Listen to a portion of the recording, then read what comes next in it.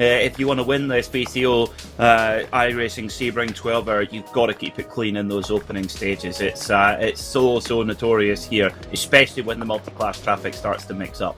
I think one thing that is going to be of utmost paramount is surviving that first multi-class encounter, not with 2 but 3 classes, when the GTPs, the LMP2s and then the GTDs all overlap. Remember, no split class starts. As soon as the green flag drops, all 3 of our classes will begin their racing no matter where they are on track. It's Redline on top in 2 of the classes, it's Apex on top in LMP2 though.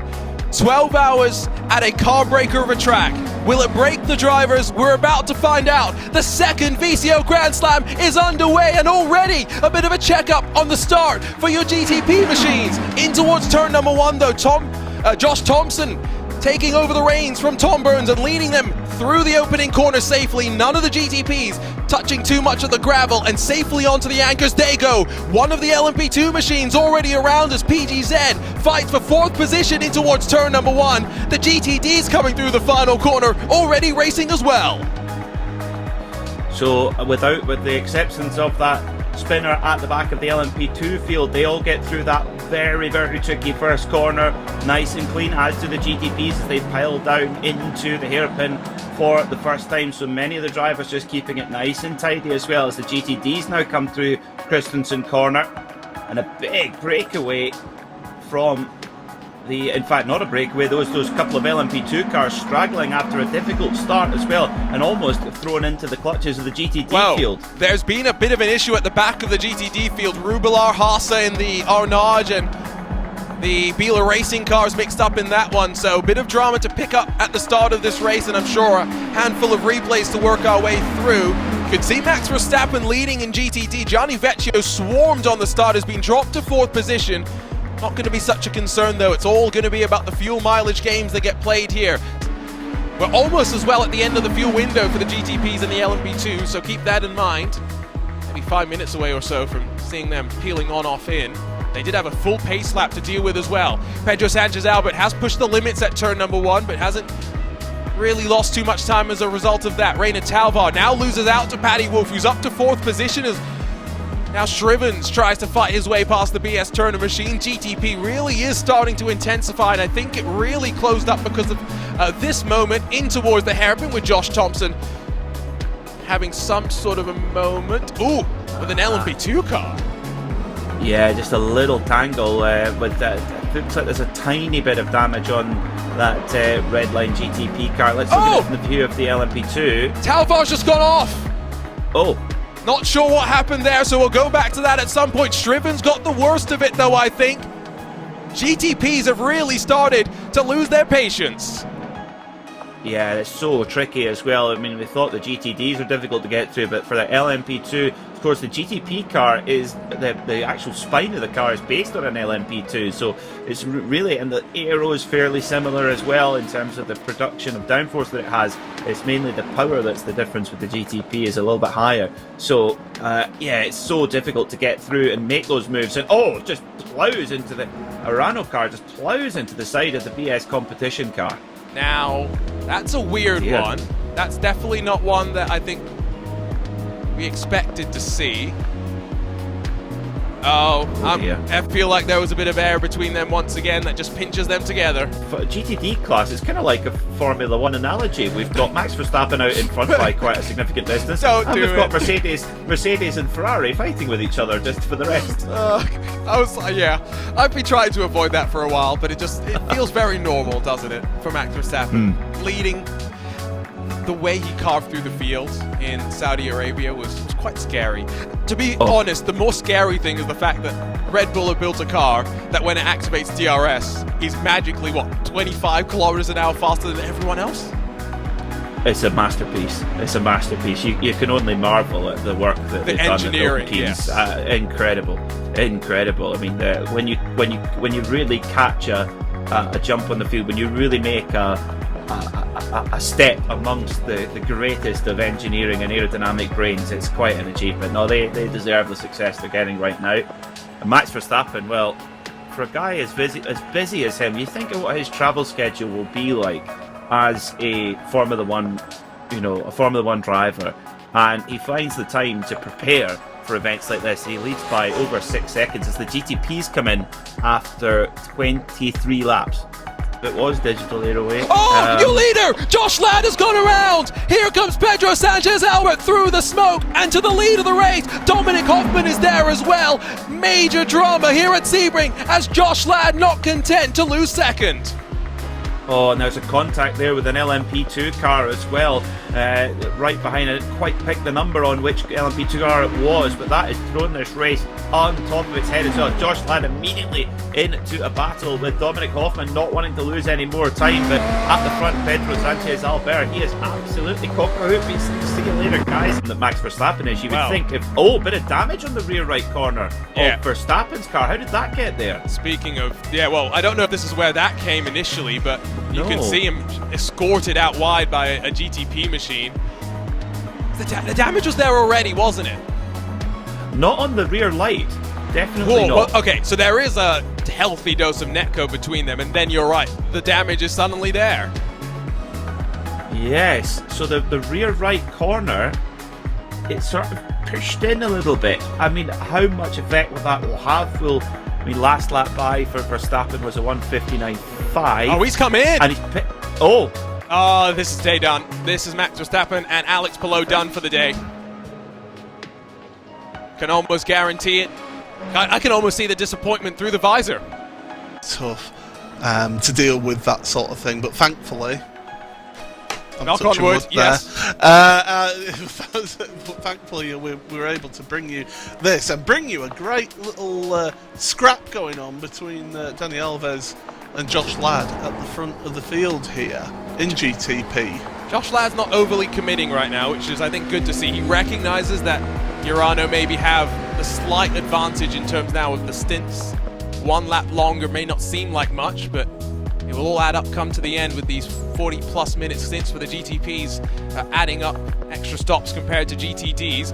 They've only got 5.5 seconds back to a second URANO car, but Team Redline in contention, so is the Mahler Racing Team car. 5 cars, to be fair, Paul, with 2.5 hours done, split by 10 seconds. Let's talk about LMP2, because we really have ignored them for the most part over the course of the race. Because it's been boring. Sorry, that's just the way it's been. 12.5 seconds the margin for the Apex Racing team over Coffin Dancers. Not to say that it's always been this big, but Rankin now, Costantini first, have just been metronomic in their pace and their consistency. Coffin Dancers, again, Ate Kalpinen kept within 2 or so seconds in the early stages, lost out with traffic, and since then has been more concerned about the fact that Lasse Urainen, who's taken over, is watching more in the rearview mirrors for Stanley Deslandes, who's within 3 and a bit seconds into the braking zone, alongside with Redline, your race leaders who tag 3rd place in GTP. Just a little bit of a touch there. I did think that was our leader for a millisecond, but no, it's the second of the URANO Esports GTPs. Just a little bit late in the brakes, a little bit of a slide gets going, and then the left rear tire kind of ramps over the side of the Redline number 70 and loops that BMW around. Not going to be any real damage here, but that's going to be some hurt feelings between the two. I don't think Team Redline really did anything wrong there. They left the door open. It was just a teensy little bit of a slide in traffic. They got everything up.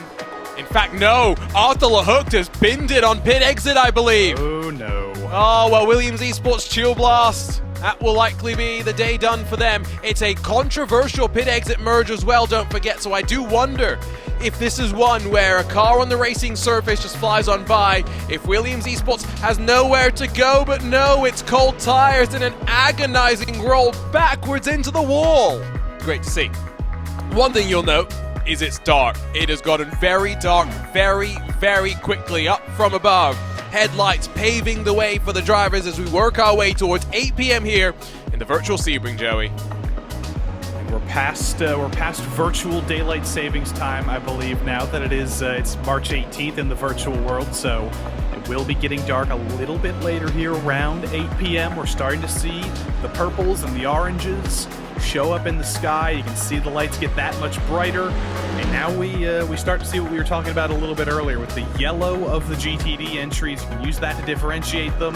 We also have the LED strips, which are very, very useful at times. You got URANO using some blue and some red. Not helpful differentiating the two cars, but is helpful differentiating them from the rest of the class. We'll be honest in saying that I thought this was the race. This was a race that was going to be crazy chaotic. We've had a high level of attrition, but that's not abnormal for an iRacing special event. What feels a little bit more abnormal was that in the first hour, it was quite orderly for the most part, which is great to see. The drivers showing each other respect, and for the most part, traffic wasn't really a main factor. It's getting more physical in this fight between Apex and URANO, though. Through turn 1, Michael Gianni. That's not a lean on Alexander Thieber. That's a knock on the door. Oh, and a knock into the Armco as well. That will definitely have done a bit of damage down the left-hand side of the AMG. Late move that. I'm not convinced it was ever really on. I know you can take different turning points there, but that was very, very aggressive. The contact almost inevitable. You said it yourself, Arjuna. Those Mercedes AMGs front engine, they are prone to a bit of understeer through a corner like that. And when you throw it in late on the inside like that, you're always likely to drift back out into the other car. Now, they're back behind Apex now, so what do we think? Did they redress that? It has been a picture-perfect performance. They've played the strategy absolutely spot on. They've stayed out of trouble. They've avoided trouble in the back markers in particularly, and they're one corner now from home. It's been a strong start to 2023 for URANO Esports. They keep building the momentum. They figured out something in this BMW M SIM Hybrid car. They'll slow down on the run to the line after what's been a flying day for the number 1, qualifying outside of the top 10, but victorious in the iRacing 12 hours of Sebring, powered by VCO, the second of our VCO Grand Slams for 2023. Next up, it's the Redline car, but not the one that maybe everyone was hoping to see. Ole Steinbraten and Gianni Vecchio won't care. They've survived, they've endured the bumps of Sebring in their Ferrari to roar across the line in the prancing horse on top by more than 60 full seconds in the close contested GTD class. It will be a while before we see Elvis Rankin storm to the line in the car that has led from the start to the finish, and there are going to be some celebrations in Corby with 8 drivers racing from the Apex Racing Team facility. It's 2 consecutive victories in the VCO Grand Slams in the LMP2 class. In the RaceBot TV broadcast booth, we'll talk with Dominik Hofmann as well of URANO Esports. Dominik, I want to ask you, qualifying maybe didn't go your way, but clearly you had a rocket ship in the race itself. That was a jump scare and a half. Hang on. Hold on. Well, yes, I think you summed it up pretty well. I think quality seems like an eternity at this point. So I don't even. I have to remember whatever happened there. I remember it wasn't very good, but still, it was. I don't know. It was, but as you said, like, we were always gonna bank on the race, and we knew that as long as we would put ourselves in a position to be in the fight, we were pretty confident that we were gonna be up there at the very end. How is your feeling carving through the traffic? Because that seemed to be where you guys seemed to be staying out of trouble. Not to say that everyone else was getting into trouble, you just seemed to be able to be a little bit cleaner. But I think that comes just with the confidence we had in the car and in the preparation we had. I mean, if the car wasn't fast, if the car wouldn't have been fast, we would have basically scratched our heads how that all that time that we put in didn't amount to anything. I have to say, the prep for this track and this car combo, especially with SimCup last week and the special event this week, was just phenomenal. Like, especially to my teammate Daniel, who put in, I think, something around 70 hours for this event. Is just incredible. Like, we've basically turned the car upside down 3 times during those last 2 weeks to find anything we could, and in the end it was it was enough to put us in a comfortable